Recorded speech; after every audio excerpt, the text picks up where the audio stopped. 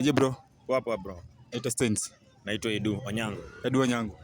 So ni tribe gani ulisema like utai date? Ukajikuta ume date?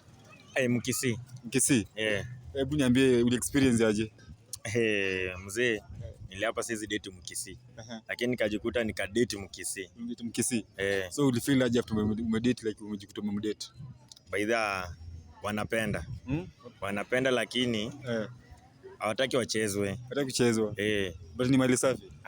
Wako safi, mali safi bro. Sasa ni date tribe gani? Sahi. Sahi niko na Mteso. Mteso. Na tribe gani unatamani sana kudate? Tribe yenye naweza tamani sahi tena kudate. Sahi sina idea yote juu. Niko na Mteso. Juu nimedate Wajaluo najua experience yao. Wajaluo hebu experience yao. Wajaluo baidha wanapenda bro. Wanapenda. Akipenda amependa. Anapenda pia. Haizi kupiga heartbreak. Inalingana vile umemweka bro.